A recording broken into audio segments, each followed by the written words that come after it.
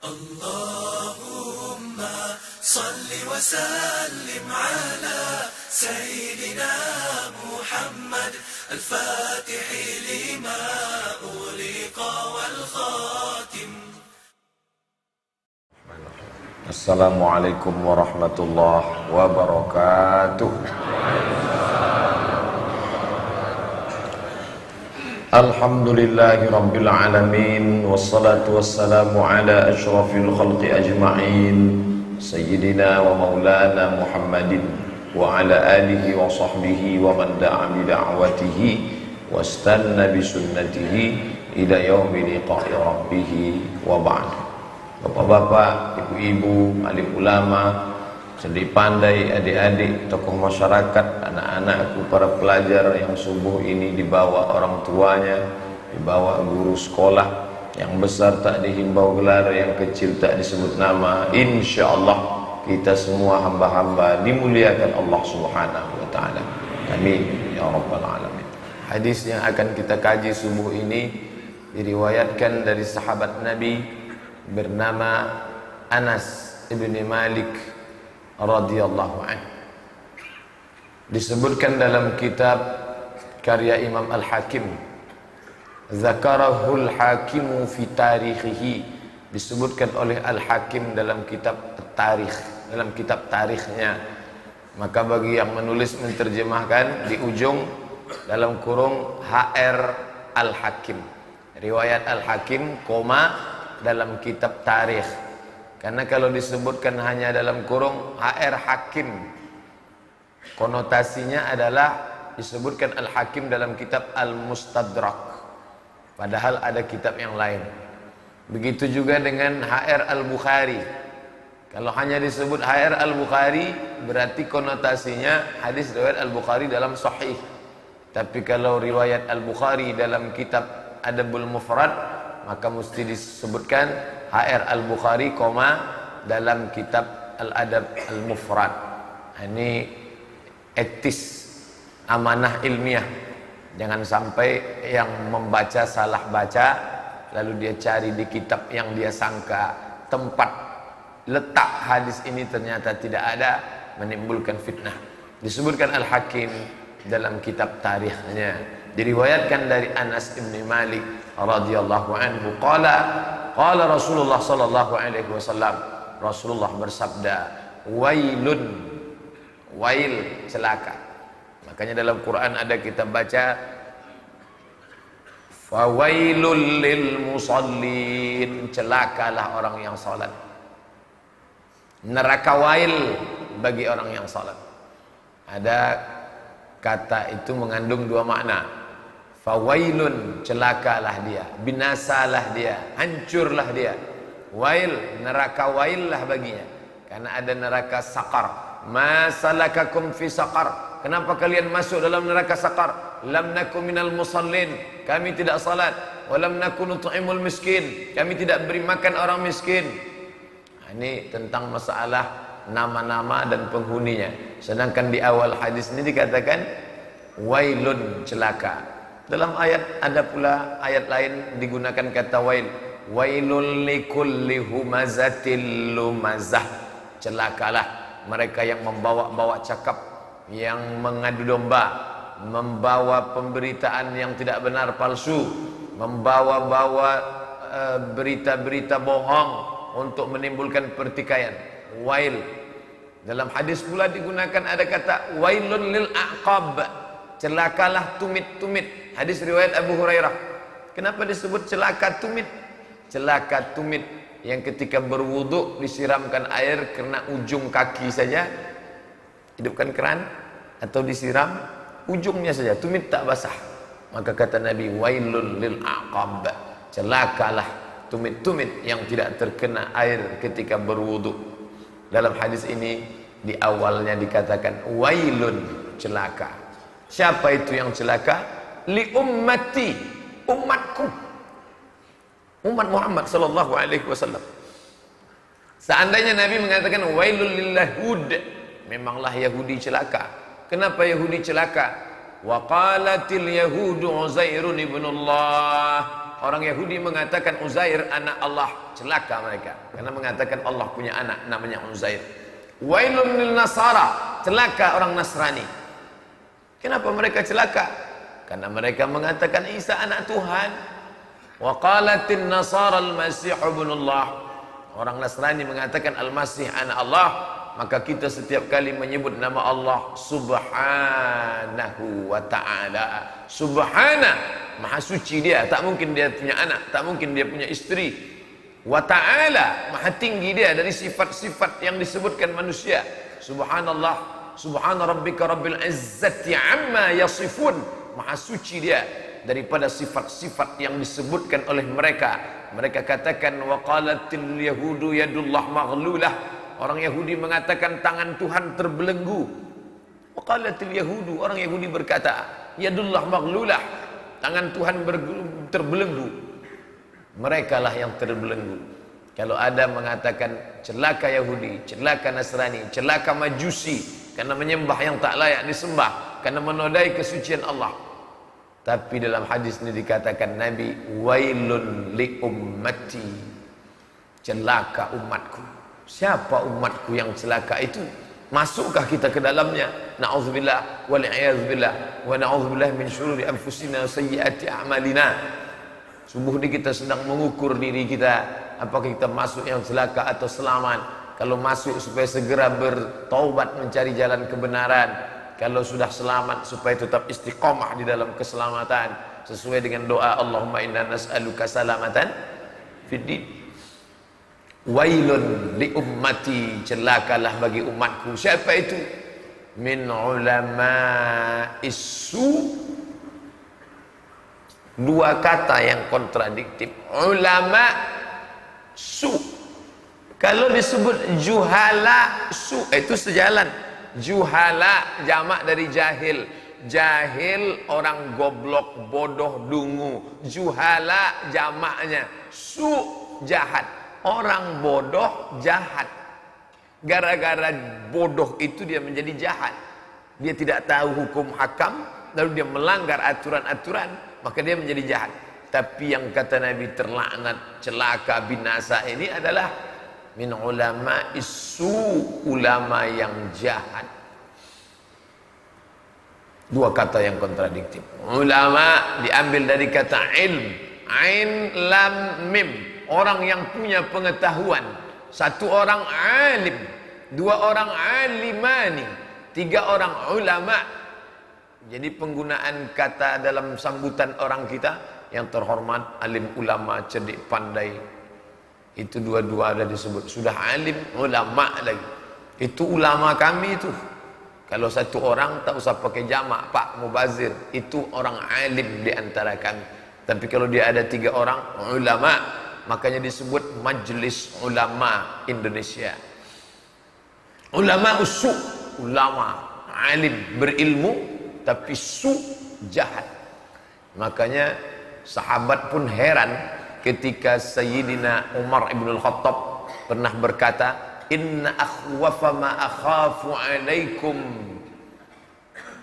yang paling aku khawatirkan di antara perkara hal yang paling mengkhawatirkan menimpa kamu nanti adalah al-munafiqul alim.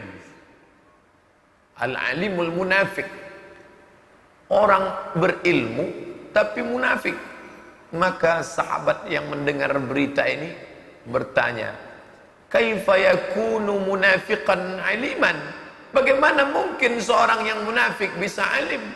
Ini kan dua kata yang kontradiktif. Kalau orang jahilun munafiqun, sejalan.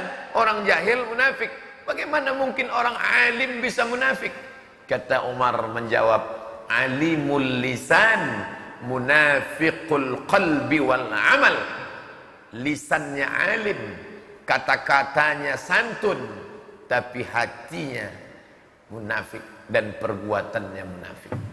Maka tidak ada yang lebih membahayakan daripada umat ini adalah selain daripada ulama usu, ulama yang jahat. Makanya Al-Imam Al-Ghazali meninggal tahun 505, mudah mengingat Al-Ghazali. Imam Ghazali meninggal 505 Hijrah. Dia yang punya kitab sampai hari ini, kitabnya dibaca di seluruh pesantren-pesantren di Indonesia. Ihya Ulumuddin, panjang lebar dia bahas tentang pembahasan ulama usu, ulama yang jahat, ulama yang mulutnya pandai tapi hati yang tidak baik. Dan itu tidak hanya terjadi pada kita. Kalau kita membahas itu, nanti orang akan mengatakan, Ustadz membukakan aib sendiri. Kata pepatah orang Melayu, menepuk air di dulang, terpercik muka sendiri. Itu bisa terjadi pada ulama, dalam tanda kutip orang berilmu dalam agama apapun. Ada paus, namanya paus Innocent. Innocent artinya tak berdosa. Jadi kalau ada orang mau tak berdosa, buatlah nama. Siapa nama kamu? Innocent. Tak berdosa, tapi hidupnya penuh dengan dosa. Pemerkosaan, perzinahan, perselingkuhan, mabuk, menjual emas gereja. Ustadz jangan ngomong tentang masalah agama orang lain. Ini penistaan agama, nanti dituntut. Berani Ustadz? Bukan saya yang ngomong, saya kan sedang cerita. Saya menceritakan tentang isi buku yang menulis orang Kristen sendiri. Apa judul bukunya? The Dark History of the Pope. Dark, gelap, hitam, kelam, histori, sejarah, pope, paus, sejarah hitam para paus, paus Innocent, luar biasa. Ada paus Sergius berzina, melahirkan anak, lalu anaknya itu punya anak lagi, penuh dengan penistaan, penodaan terhadap agama. Salah satu mengapa orang barat itu benci kepada agama, kenapa mereka menjadi sekuler, mengapa mereka menjadi anti agama, menjadi ateis, berakhir dengan hidup tanpa agama, itu gara-gara ulama usu, ulama yang jahat. Salman Al-Farisi menyembah api. Farisi orang Persia. Tapi lama-lama dia berpikir, tak mungkin api ini yang menciptakan aku. Mana mungkin api? Di Persia ada api abadi. Sampai hari ini kalau ada acara olimpiade internasional, mereka mengambil obor api abadi dari Persia yang tak padam itu selamanya. Tak mungkin api ini menghidupkan kami. Akhirnya dia mencari agama. Merantau dia dari Persia ke Damaskus. Di Damaskus ada agama Kristen Ortodok. Lama dia ikut Kristen, lama-lama dia benci. Kenapa? Karena ulama usu, pendeta-pendeta yang mengatakan marilah hidup sederhana, marilah, tapi ternyata di balik itu dia intip menumpuk harta emas dari surat-surat pengampunan dosa. Siapa yang mau dosanya diampunkan, silakan duduk di kursi pengampunan dosa, nanti bayar sekian. Pendeta, saya ini banyak silap, banyak salah, sudah berzina, sudah ini, saya tolong diampunkan dosa saya. Kamu mau dosanya bersih? Iya, wani piro. Oleh sebab itu Salman Al-Farisi kecewa dengan agama ini. Akhirnya dia pun mendengar ada seorang nabi akhir zaman di Jazirah Arab, maka dia pun melanjutkan pertualangan dan bersyahadat di hadapan Sayyidina wa Maulana wa Syafi'ina Muhammad sallallahu alaihi wasallam, asyhadu an la ilaha illallah wa asyhadu anna Muhammadan Rasulullah, dan tidak meninggalkan Islam sampai mati. Kenapa? Karena sesuai ucapan dengan perbuatan dalam diri Muhammad, laqad kana lakum fi rasulillahi uswatun hasanah. Itulah yang membuat sahabat itu tegar. Karena kalau orang itu sudah ulama usuk, itu pun terjadi pada agama yang lain. Siddhartha Gautama setelah bersemedi di bawah pohon Bodhi, lalu dia mendapatkan pencerahan katanya, lalu kemudian dia punya murid-murid. Ternyata murid-murid sang Buddha itu juga mengalami penyakit ulama usuk. Jadi kalau sudah cerita ulama usuk, jangan nanti tengok nih, ustadz kalian sendiri yang ngomong bahwa kalian ulama usuk. Buka kan, semuanya terjadi pada agama apapun. Murid sang Buddha, para pertapa terbagi dua. Setelah mereka bertapa di kuil, lalu kemudian yang satu pergi ke kota, berhasil menjadi penjilat penguasa, menjadi ulama usuk di kerajaan. Sedangkan yang satu tetap tinggal di hutan, memakan ubi rebus. Sampai pada suatu hari bertemulah yang tetap soleh di dalam hutan dengan segala kesederhanaan, dengan yang menjual keyakinan menjadi penjilat penguasa. Apa kata si penjilat ulama usyuk? Hai sahabatku, seandainya engkau pandai menjilat seperti aku, maka kau tak perlu makan ubi rebus sepanjang umurmu di dalam hutan. Apa kata yang makan ubi rebus? Andai kau merasakan nikmatnya makan ubi di dalam hutan, maka kau tak perlu menjadi penjilat dan menjadi orang yang jahat. Dua dialog. Ustaz baca di mana tuh? Di buku agama Buddha. Punya? Enggak. Ke toko buku saya baca-baca. Pas terbuka, saya asal lewat-lewat tuh saya tengok menarik, saya buka. Terbuka satu, tentang ini. Pas ke Pustaka Suman HS jalan-jalan, saya baca Darmo Gandol Gatoloco. Katanya Nabi Adam punya anak banyak sekali. Salah satu anak Nabi Adam itu orang Jawa. Itulah nabinya kejawen. Itulah mereka yang tak mau masuk Islam. Tapi begitu datang Wali Songo, maka langsung diislamkan kerajaan Demak, dan semuanya bersyahadat asyhadu an la ilaha illallah wa asyhadu anna Muhammadar Rasulullah. Yang tetap bertahan, maka mereka tak meyakini Muhammad yang orang Arab. Mereka maunya, yaitulah yang anak dari Nabi Adam tadi. Tak siapa namanya, carilah buku itu ada di Suman HS. Tapi bukan berarti Wali Songo ulama usuk. Wali Songo ulama yang baik. Mereka mengislamkan Pulau Jawa dengan asimilasi budaya, dan mereka tetap menegakkan agama Allah. Mereka tidak menjilat penguasa. Tapi kata Nabi SAW, ada ulama usu, ulama yang jahat. Bagaimana sifatnya? Yattakhiduna hadzal ilma tijaratan, menjadikan ilmu agama ini sebagai perniagaan, perdagangan. Yabi'una min umara'i zamanihim, dan mereka menjual agama ini kepada siapa? Umara, pemimpin-pemimpin mereka.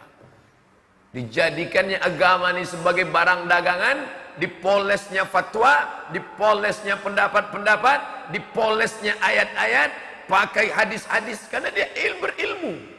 Untuk apa? Tijaratan, barang dagangan. Yabi'una, dijualnya. Kepada siapa dijualnya? Min umara, kepada pemimpin zamanihim, di zaman yang hidup. Untuk apa? Ribahan li anfusihim, untuk keuntungan pribadi, ormas, partai, kepentingan sesaat. Ini yang terjadi sekarang. Bingung umat ini menengok. Partai Islam, lambang Islam, kenapa menjual fatwa? Kenapa mendukung pemimpin kafir? Heran orang. Subuh nih jawabannya. Inilah dia hadisnya. Jangan heran saudaraku, Nabi sudah menyebutkan ini 14 abad yang lalu. Bahkan ustadz-ustadz kita yang lurus-lurus pun hampir terjebak. Saya dapat iklannya, saya tengok, ini tak betul. Saya sampaikan, jangan ikut ustadz, nanti terjebak ke dalam. Ustadz ini lurus-lurus tabung aja, macam lewat di paralon. Tengok dulu ustadz, antum punya nama baik, dijebak orang, nanti duduk satu majelis sama orang penjual agama. Hati-hati, kejahatan terjadi bukan hanya karena ada niat dari pelakunya, tapi juga karena ada kesempatan. Waspadalah. Ulama harus mengerti.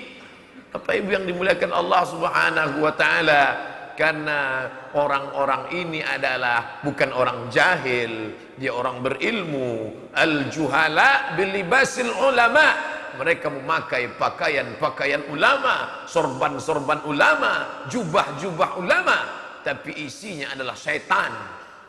Kadang kita suuzon dengan anak-anak muda nih. Saya naik pesawat, duduk di belakang, di depan ada anak muda pakai celana jeans, rambut anak-anak muda itulah. Kalau rambut ustadznya gitu, rambut anak muda, wow, pakai baju kaos, pakai earphone. Saya nengoknya dari belakang, ini anak muda ini penghuni neraka jadi. Tak berapa lama digulungnya earphone-nya, masuknya ke depan, duduk dia, dipukul-pukulnya kursi itu. Astagfirullah. Tak pula saya minta maaf sama dia. Takkan saya minta maaf ya, udah tadi aku udah selesai. Ternyata casingnya setan, isinya malaikat. Tapi sekarang ini banyak bajunya koko, isinya setan. Bajunya jubah, isinya setan.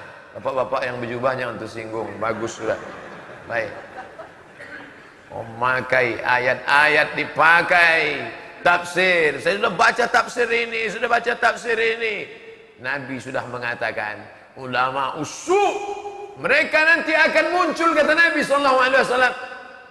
Yattakhiduna hadzal ilma tijaratan, dijadikannya agama ini sebagai tijarah, barang dagangan. Siapa yang mau beli fatwa ini? Siapa yang mau beli pendapat ini? Saya sudah godokkan ini dari kitab usul fikih, dari kitab fikih, dari qawaidul fikih, dari tafsir klasik, dari tafsir ini. Saya sudah baca, bahasa Arab mantap, balaghah oke, nahunya hebat, menghafalnya mantap. Tapi untuk apa? Yabi'una, mereka jual barang ini karena ada kepentingan di balik itu, simbiosis mutualisme. Ada yang punya barang ingin keuntungan, ada yang punya uang dan ingin memanfaatkan ini. Maka umat Islam yang tidak punya pendidikan hanyut bagaikan kiambang. Kemana air deras, kesanalah dia pergi. Dengan nama ormasnya, dengan nama besarnya, dengan kiai haji, profesor, doktor, dengan nama melambung. Bapak Ibu yang dimuliakan Allah Subhanahu wa taala, kalau sampai kita di zaman itu rasanya sudah, maka balik kepada tuntunan. Betul kata Nabi, man ya'ish ba'di, kalau kalian hidup sesudah aku nanti, fasayara ikhtilafan katsira, kalian akan menengok silang pendapat bermacam-macam, ikhtilafan katsira. Bagaimana nanti kami ya Rasulullah? Alaikum bisunnati, pegang sunnahku, tengok aturan yang sudah aku buat. Wa alaikum bisunnati wa sunnatil khulafa'ir rasyidin min ba'di wa sunnatil khulafa'ir rasyidin al mahdiyyin min ba'di. Ikut sunnahku, ikut sunnah khulafa'ir rasyidin yang memberikan jalan pencerahan. Dengan jalan itu kalian bisa membedakan mana yang benar, mana yang salah, mana bengkok, mana lurus, mana hitam, mana putih. Addu 'alaiha bin nawajiz. Kalau kalian sudah dapat, gigit pakai gigi geraham. Petir menyambar, kilat nampak, tapi dia tak akan lepas. Kenapa?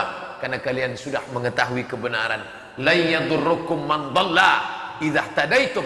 Orang yang sesat tak akan dapat menyesatkan kalian.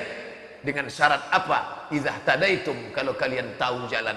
Kalau kalian tahu jalan, maka tak ada satupun yang dapat menyesatkan kalian. Tapi kalau kalian tak tahu jalan, banyak super taksi yang akan membuat kalian mutar-mutar. Super taksi jangan tersinggung. Tak semuanya jahat, tapi ada juga yang yang membuat orang mutar-mutar, hanya ingin menaikkan argo supaya terus berputar. Ribhan li anfusihim, untuk keuntungan semata. Masuk WhatsApp Ustadz Somad, ini kalau sampai partai Islam tidak mendukung orang kafir ini, nanti akan musnah partai Islam ini dari permukaan dunia. Akan hilang partai Islam ini dari Indonesia. Oleh sebab itu kita mesti mendukung orang kafir ini. Allah sudah berfirman dalam Al-Quran, A'udzubillahi minasyaitonirrajim, illa man ukriha.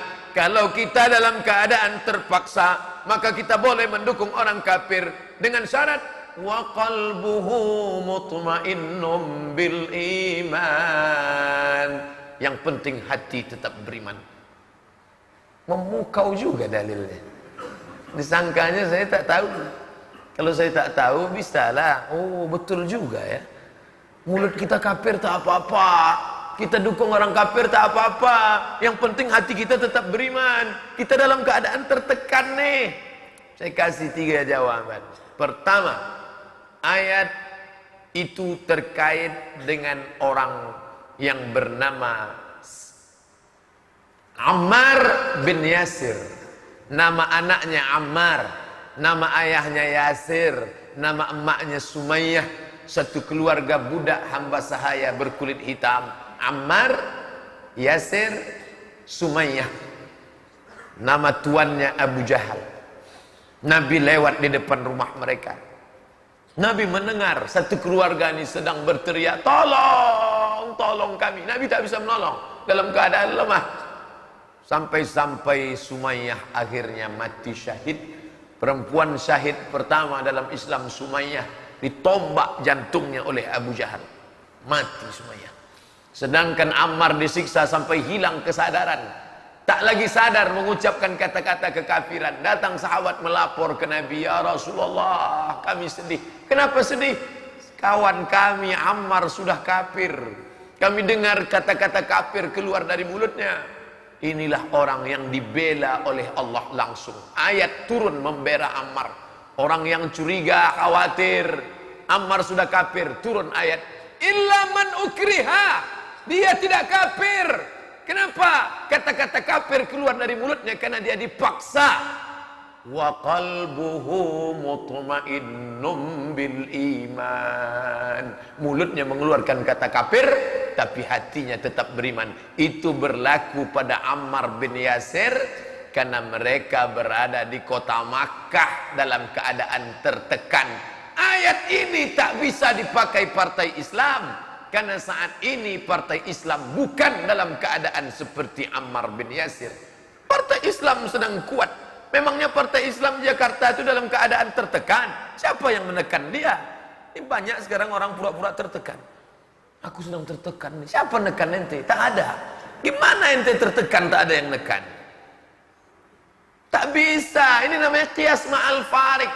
Qiyas, analogi bisa dipakai kalau sesuai rukun syarat qiyas. Quran, hadis, ijma', qiyas. Qiyas bisa dipakai, tapi mengkiaskan partai Islam yang berkuasa di negeri muslim terbesar di dunia dengan segala kekuatannya, mengkiaskan diri seperti Ammar bin Yasir yang tertekan, qiyas ma'al farik, batil, tak bisa dipakai.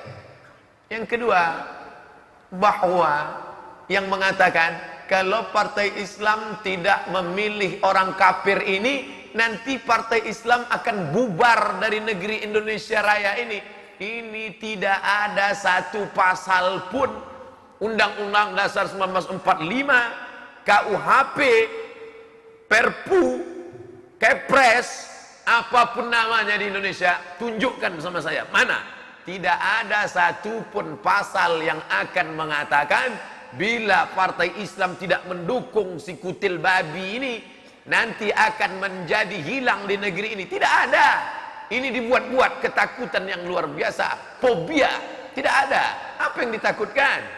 Yang ketiga, sesungguhnya fitnah besar yang sedang melanda umat kita sekarang ini, Allah hanya ingin menunjukkan antara Ubay bin Ka'ab atau Ubay bin Salul. Sama-sama Ubay. Ente pilih mana? Jadi Ubay bin Ka'ab atau Ubay bin Salul? Siapa ini Pak Ustadz? Itulah untungnya tak tahu. Ubay bin Ka'ab itulah dia yang dipanggil oleh Umar bin Khattab jadi imam pada saat solat tarawih di zaman Umar. Sana solat setumpuk di sana, satu kumpul di sana. Kata Umar, alangkah indahnya kalau dikumpulkan jadi satu. Yang jadi imamnya siapa? Ubay bin Ka'ab. Ketika meninggal 70 penghafal Quran, lalu kemudian datang Umar menghadap Abu Bakar.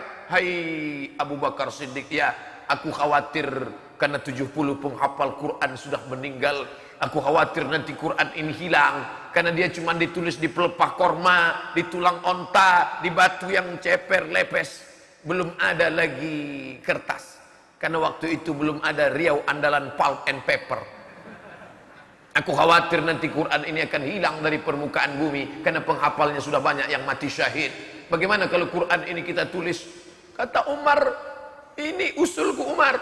Ke Abu Bakar, kata Abu Bakar, aku takut menuliskan Quran dalam satu buku karena Nabi tak pernah menyuruh perbuatan yang tak dibuat Nabi, bid'ah, wa kullu bid'atin dhalalah wa kullu dhalalatin finnar. Masuk neraka nanti kita. Kata Umar bin Khattab, ini maslahat penting untuk umat.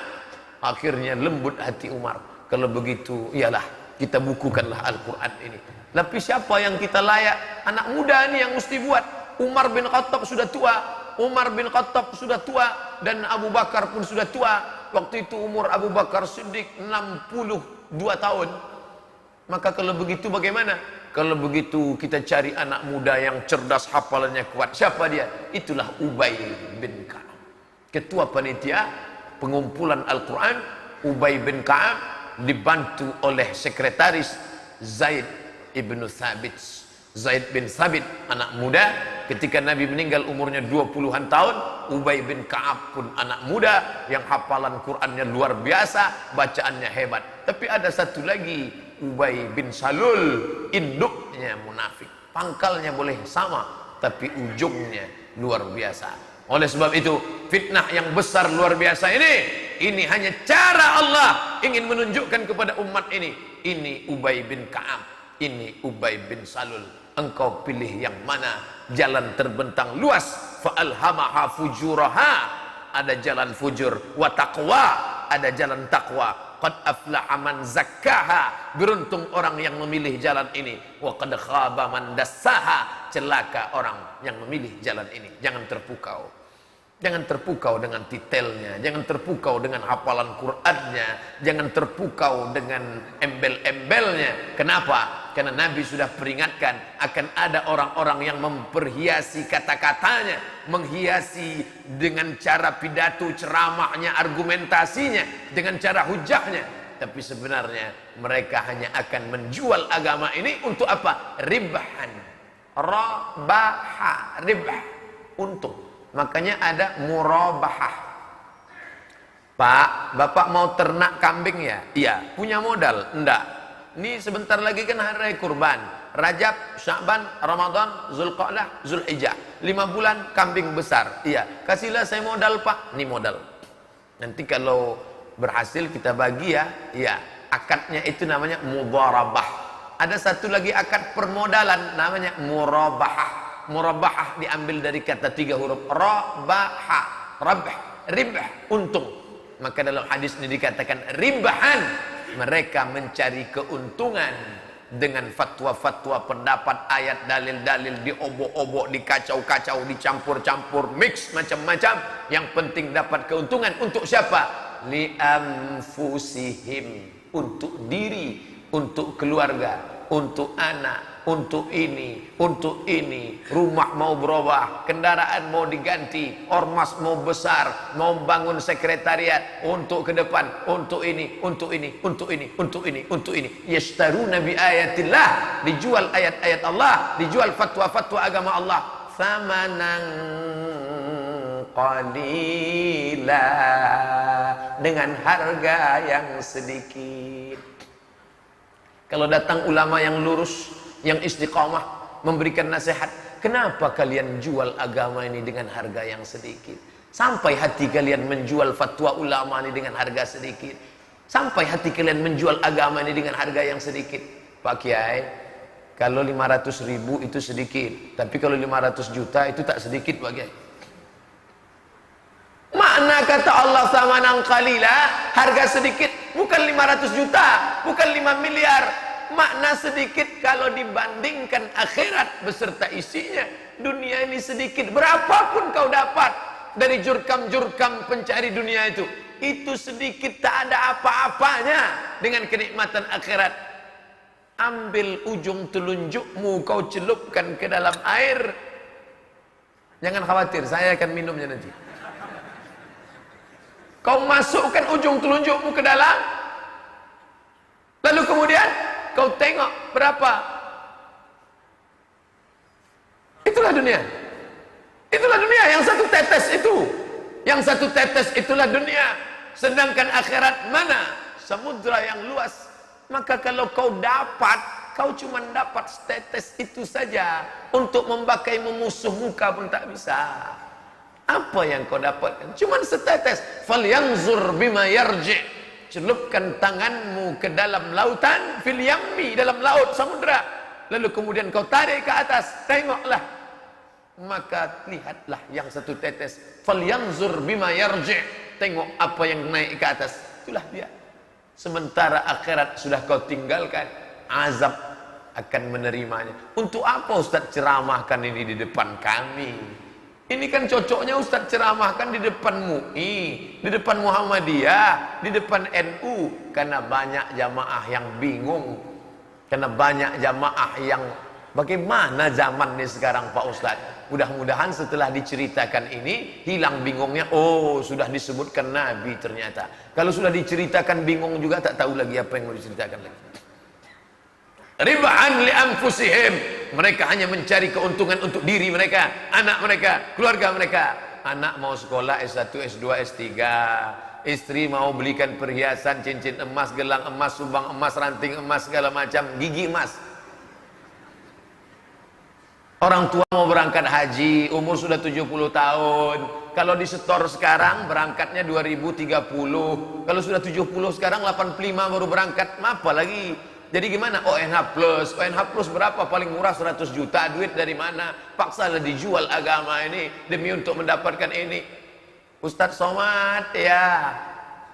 Kebetulan keluarga kami di Jakarta, Ustadz. Alhamdulillah. Mereka ini pembimbing jamaah majelis taklim ibu-ibu. Mantap. Mudah-mudahan istiqomah. Baru aja berangkat umroh berapa hari kemarin Pak Ustadz. Titip doa ya, salam untuk Rasulullah. Mudah-mudahan, iya Pak Ustadz. Tapi mereka berangkat umrohnya dari calon pasangan nomor sekian. Berangkat ramai-ramai, bayar. Dia tak peduli duit dia banyak, karena dia dapat dari 9 cacing. Jangan katakan 9 naga. Naga itu besar, cacing. Cacing tanah sama cacing gilo. Orang Melayu tahu cacing gilo.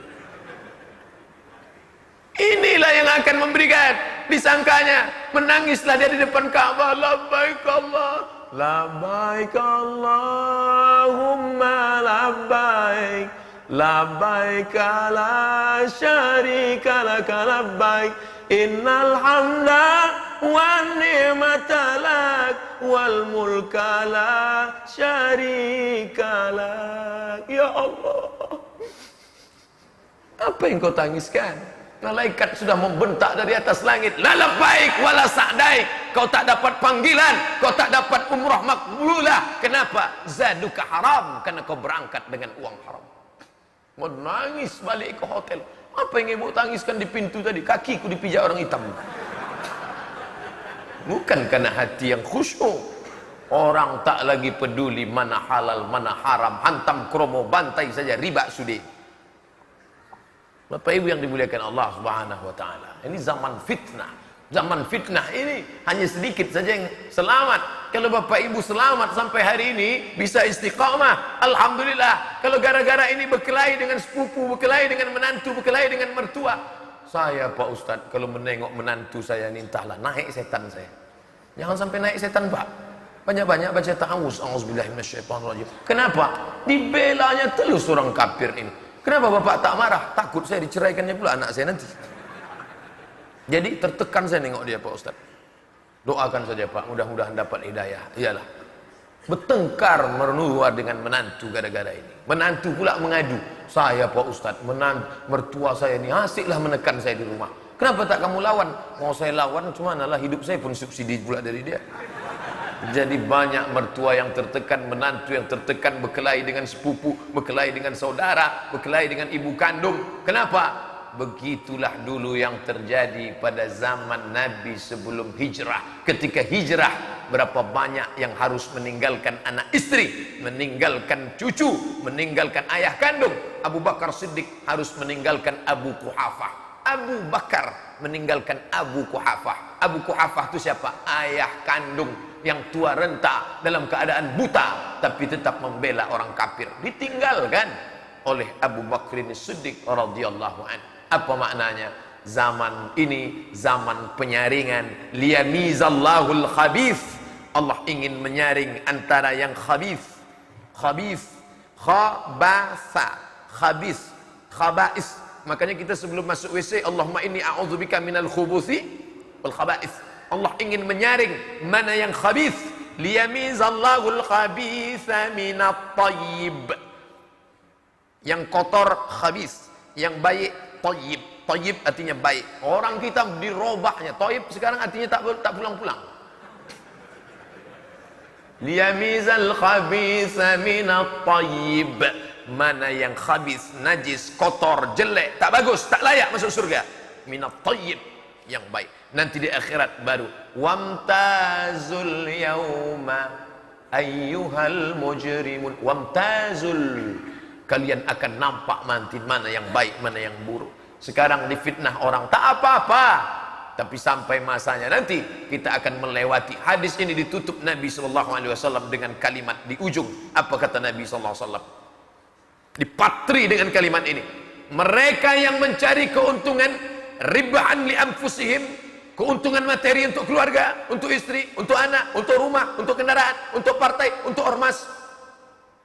La arbahallahu tijaratahum. La, tidak akan arbahallah, tak akan mendatangkan keuntungan tijaratahum, perniagaan mereka, perdagangan mereka, bisnis agama mereka, menjual fatwa, menjual ayat, menjual hadis untuk orang kafir ini. La arbahallahu tijaratahum. Allah tidak akan memberikan keuntungan sedikit pun dari perniagaan itu. Makanya apa kata pesan Kiai Haji Hashim Muzadi beberapa saat sebelum wafat dalam ceramahnya yang monumental? Apa kata dia? Carilah rezeki yang halal. Dulu orang-orang di kampung itu enggak berilmu, ilmunya cuma sedikit. Sholat subuh berjamaah di masjid, selesai sholat subuh pergi ke sawah, bawa sapi, bawa kerbau, membajak sawah. Habis itu selesai jam 11 pulang. Atau kalau enggak pulang, dia pergi membersihkan tangannya dari lumpur-lumpur yang tak najis.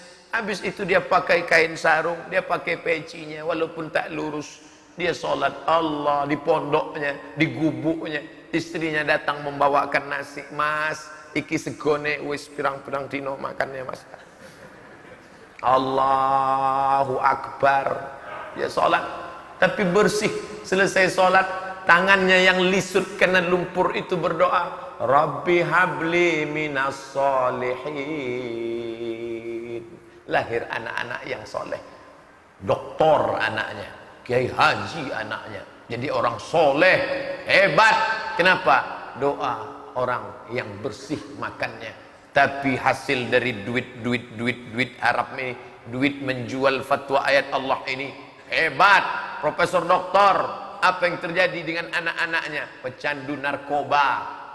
Anak Pak Anu gimana sekarang? Alhamdulillah 2 Pak Ustaz. Tapi katanya 5, tinggal 2 aja lagi. Kok tinggal 2? 1 setan, 1 hantu. Tak terbuka hati itu untuk yang baik.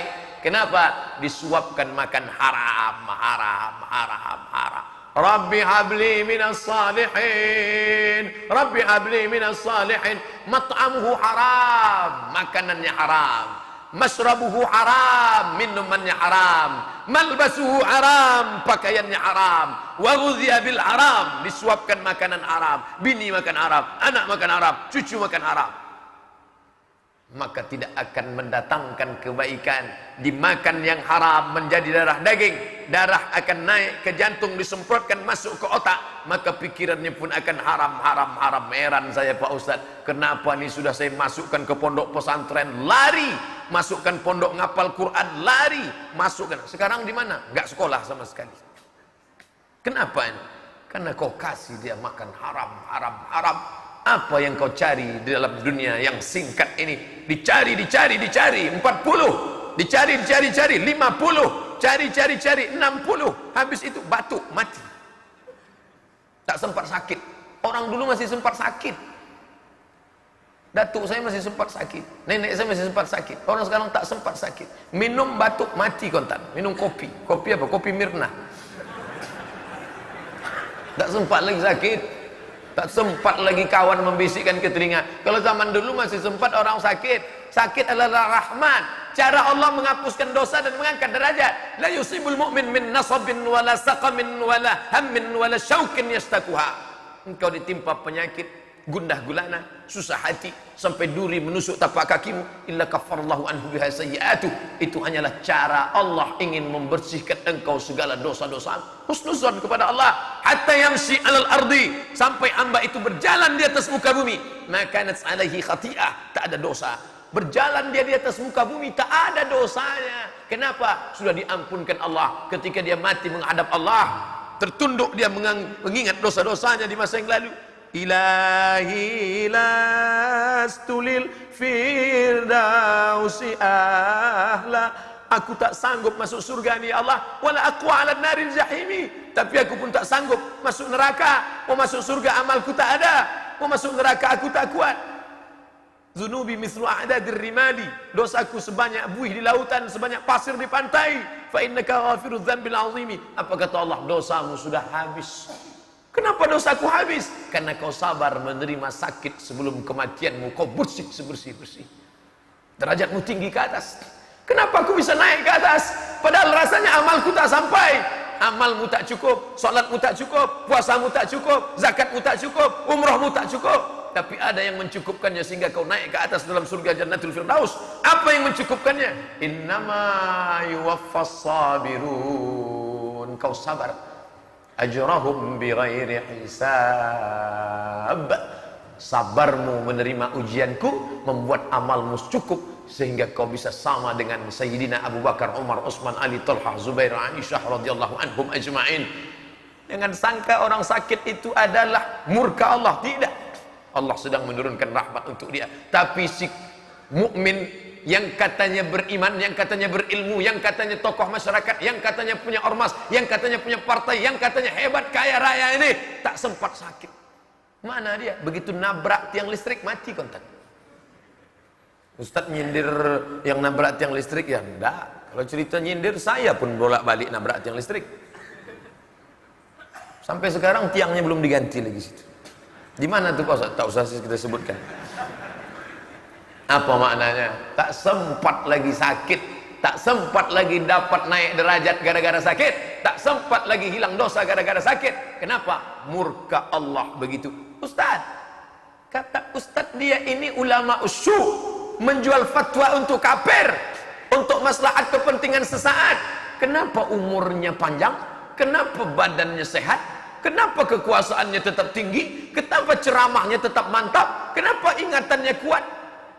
Sanastadrijuhum min haitsu la ya'lamun.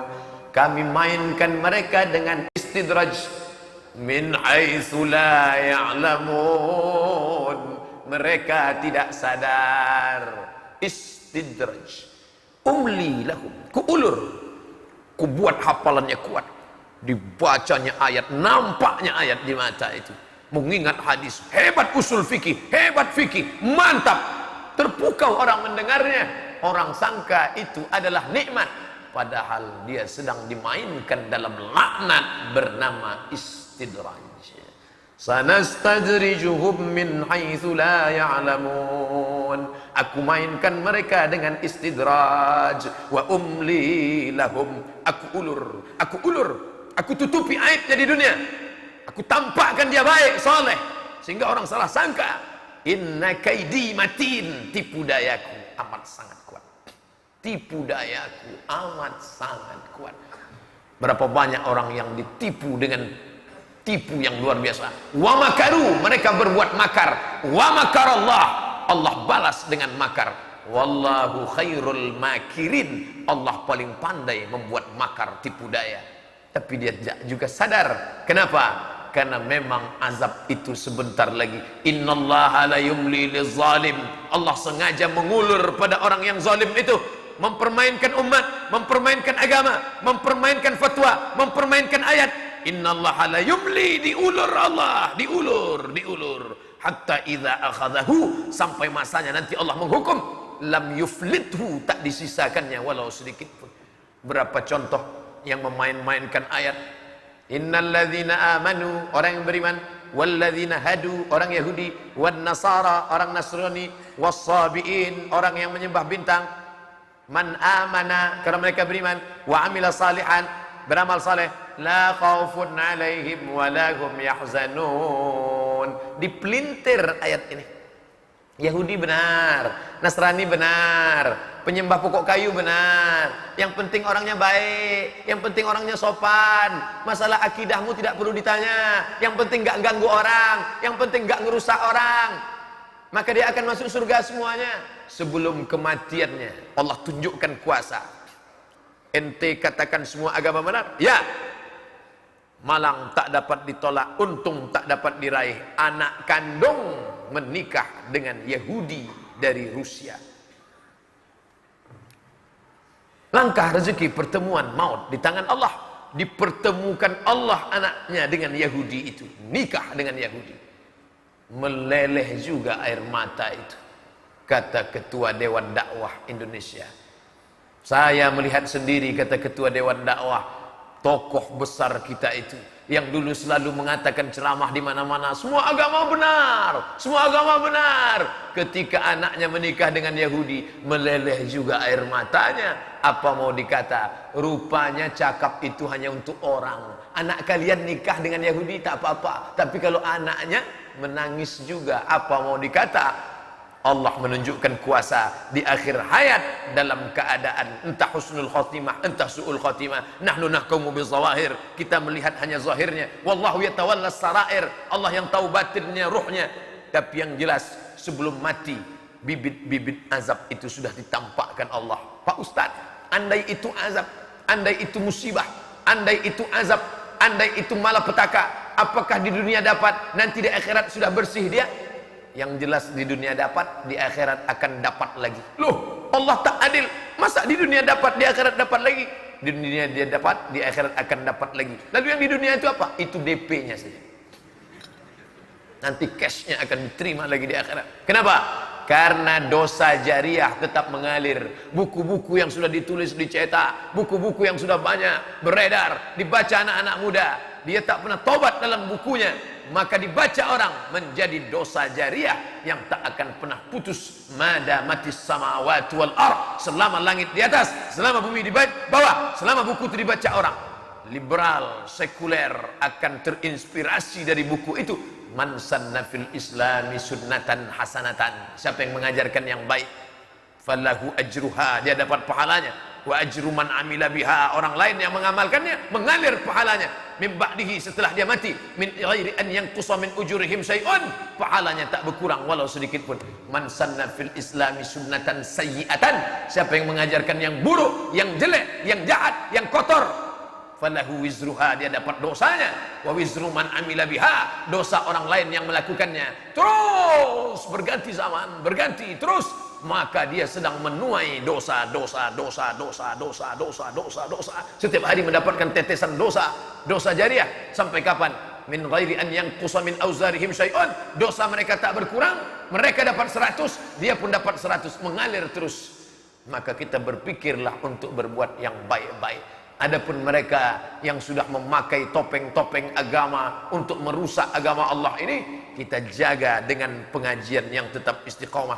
Datang ke majelis tafsir Al-Ma'rifah, datang ke kajian Anda bertanya, mufti menjawab di Ar-Rahman, datang kajian penyakit-penyakit hati bersama Dr. Saidul Amin, kajian fatwa bersama Dr. Mawardi Muhammad Saleh, kajian tafsir bersama Dr. Mustafa Umar. Jaga istiqomah, bawa anak istri, keluarga, sahabat. Kita ciptakan komunitas yang baik. Kam min fi'atin qalilatin, betapa banyak kelompok yang sedikit, ghalabat fi'atan katsiratan, akan mengalahkan, bisa membuat seperti air bah yang besar, sehingga hanyutlah semua kotoran-kotoran sampah-sampah itu. Kenapa? Karena semua berawal dari kecil. Al-Imam Asy-Syahid Hasan Al-Banna, Profesor Doktor Kiai Haji dari Al-Azharkah dia? Bukan. Dia hanya seorang guru kaligrafi di kampung di Mesir. Dengan semangat dakwahnya, dia cari tukang cukur, duduk di warung kopi, membangkitkan keresahan umat. Hari ini kalau ada dakwah yang membangkitkan keresahan, kenapa kita tak bersatu? Kenapa ekonomi kita tak maju? Kenapa kita masih beli di tempat orang kafir? Kenapa kita masih makan tempat orang kafir? Kenapa kita masih mendukung? Ada kegelisahan. Selesai ngaji dia gelisah. Setelah saya ngaji, gelisah saya dengan keadaan. Alhamdulillah. Yang parahnya adalah kita merasa adem, ayem, tentram, tenang. Bapak Ibu, apa yang terjadi ini sudah tertulis di Lauhil Mahfuz. Maka tenang sajalah. Kita terima saja apa adanya. Pejamkan mata, banyak-banyak berzikir. Astaghfirullah Rabbal baraya, astaghfirullah minal khataya, Kalau anak kita dilarikan orang, sabar aja. Astagfirullah. Kalau bini kita dilarikan orang, biarkan aja. Tarik nafas panjang. Ya Allah, ya Allah. Kalau agama kita diinjak-injak orang, jangan pikirkan Allah Maha Besar untuk menolong agamanya. Agama ini tak perlu ditolong. Ngapain kita tolong-tolong agama ini? Seolah-olah dia tak mampu menolong. Al-Aziz, Al-Jabbar. Biarkan agama ini pijak-pijak orang. Yang penting kita tenang.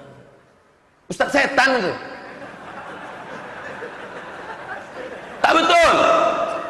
Intan surullah. Kalau kau tolong agama Allah ini, yang surkum, dia akan menolong. Wisabis aqdamakum. Ulama-ulama di penjara.